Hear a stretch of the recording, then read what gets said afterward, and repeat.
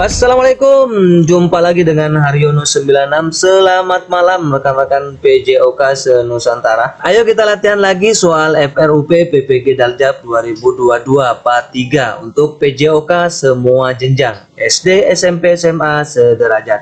Di dalamnya ada contoh soal, pembahasan, dan kunci jawaban. Buruan jangan sampai terlambat dan ingat-ingat kunci jawabannya ya. Oke, kita langsung lanjut ke soalnya.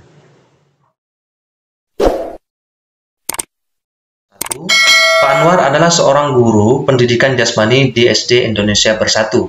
Guru ini melakukan pengumpulan data tentang tinggi badan, berat badan, kandungan lemak badan, panjang lengan, panjang tungkai, lingkar lengan, lingkar paha, lingkar bahu, lingkar leher, dan sejenisnya.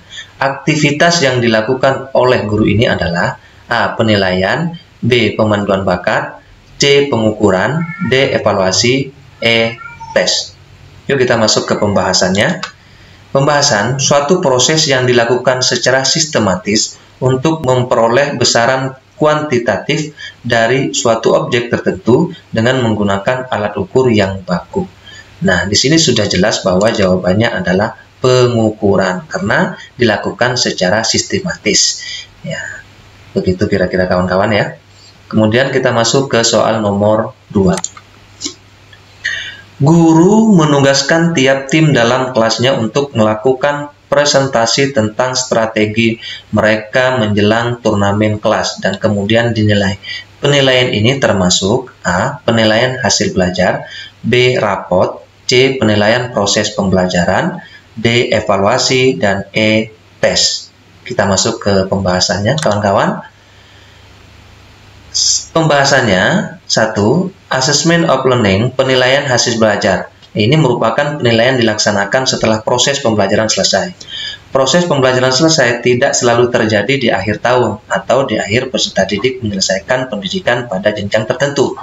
Setiap pendidik melakukan penilaian dimaksudkan untuk memberikan pengakuan terhadap pencapaian hasil belajar setelah proses pembelajaran selesai.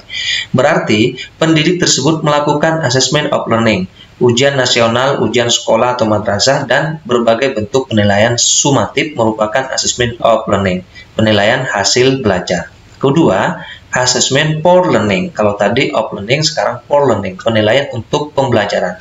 Dilakukan selama proses pembelajaran berlangsung dan biasanya digunakan sebagai dasar untuk melakukan perbaikan proses belajar mengajar. Dengan assessment for learning, pendidik dapat memberikan umpan balik terhadap proses belajar peserta didik, memantau kemajuan dan menentukan kemajuan belajarnya. Assessment for learning juga dapat dimanfaatkan oleh pendidik untuk meningkatkan performa dalam memfasilitasi peserta didik. Berbagai bentuk penilaian formatif, misalnya tugas, presentasi, proyek, termasuk kuis merupakan contoh assessment for learning, penilaian untuk proses belajar. Dari pernyataan ini atau dari pembahasan ini sudah jelas bahwa jawabannya adalah C. Penilaian proses pembelajaran. Oke, baik kawan-kawan, jadi kita ketika ada soal ini, alangkah baiknya kita sedikit menghafal tentang apa itu assessment for learning atau apa itu assessment of learning, penilaian hasil belajar dan penilaian untuk proses belajar. Nah, jadi untuk hal ini bisa dibaca ulang kawan-kawan sambil mengingatnya. Oke. Kita lanjut ke materi yang ketiga atau soal yang ketiga. Guru akan mengelompokkan siswa berdasarkan kemampuan keterampilan motoriknya. Untuk itu, guru dapat menggunakan A. Rubrik, B. Tes tertulis, C. Tes komputer, D. Tes keterampilan dan pengukuran, E. Tes lisan. Ya, guru akan mengelompokkan siswa berdasarkan kemampuan keterampilan motoriknya. Oke, pahami kata kuncinya. Coba kita masuk ke pembahasan. Tes keterampilan dan pengukuran digunakan untuk mengetahui penguasaan geraknya, sedangkan pengukuran merupakan kegiatan untuk melihat kuantitasnya. Di sini sudah jelas bahwa jawabannya adalah tes keterampilan dan pengukuran. Jawabannya adalah D. Ya, karena kata kuncinya adalah kemampuan keterampilan motorik. Jadi tes keterampilan di sini dan pengukuran digunakan untuk mengetahui penguasaan gerak motorik ya. Nah, begitu kawan-kawan. Jadi jawabannya adalah D. Baik, Kita masuk ke soal nomor 5. Di tengah penyampaian materi bola voli, guru melakukan tes keterampilan passing atas. Apa tujuan guru tersebut melaksanakan tes? A. Menentukan kenaikan kelas. B. Klasifikasi. C. Mengisi rapor. D. Keperluan administrasi. E. Perbaikan mengajar. Perhatikan, soalnya di tengah menyampaikan materi bola voli, guru melakukan tes keterampilan passing atas. Apa tujuan guru tersebut melaksanakan tes tersebut? Kita masuk ke pembahasan soalnya. Penilaian sumatif adalah suatu aktivitas penilaian yang menghasilkan nilai atau angka yang kemudian digunakan sebagai keputusan pada kinerja siswa. Kegiatan penilaian ini dilakukan jika satuan pengalaman belajar atau seluruh materi pelajaran telah selesai. Penilaian sumatif digunakan untuk menentukan klasifikasi penghargaan pada akhir kursus atau program. Penilaian sumatif dirancang untuk merekam pencapaian keseluruhan siswa secara sistematis.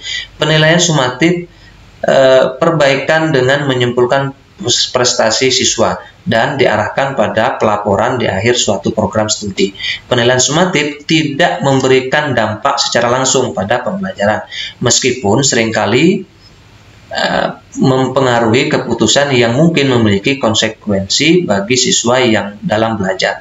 Fungsi penilaian sumatif yaitu fungsinya ya kawan-kawan, pengukuran kemampuan dan pemahaman siswa sebagai sarana memberikan umpan balik kepada siswa untuk memberikan umpan balik kepada staf akademik sebagai ukuran keberhasilan pembelajaran, akuntabilitas dan standar pemantauan staf akademik, dan sebagai sarana untuk memotivasi siswa.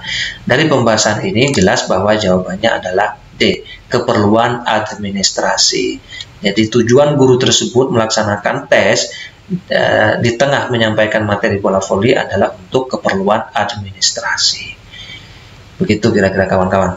Baik, kita masuk ke soal nomor 5. Pada sebuah pembelajaran senam ritmik, guru harus membuka diri pada setiap pertanyaan siswa mengenai apa itu senam ritmik, seperti apa gerakan dan jenisnya. Di sisi lain, guru harus mampu mendorong siswa untuk berani bertanya tentang senam ritmik. Uraian tersebut merupakan pendekatan saintifik pada tahap apa? A. Menalar, B. Menanya, C. Mencoba, D. Mengkomunikasikan, dan E. Mengasosiasikan.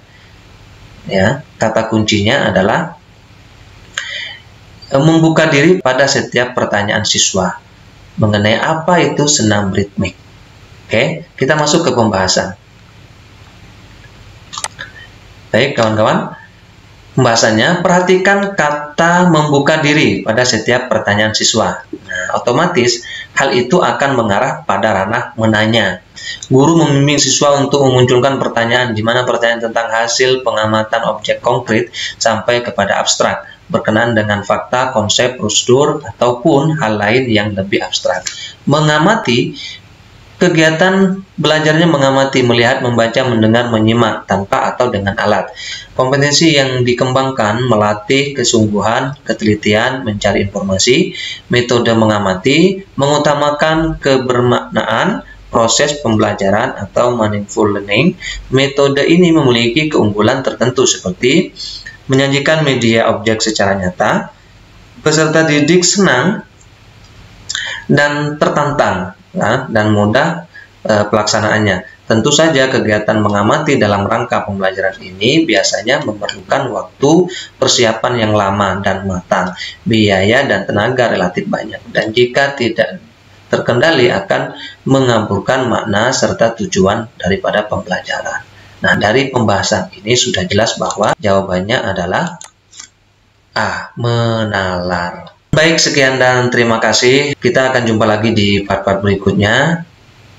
Kalau ada kesalahan dan kekurangan mohon dimaafkan. Wassalamualaikum warahmatullahi wabarakatuh.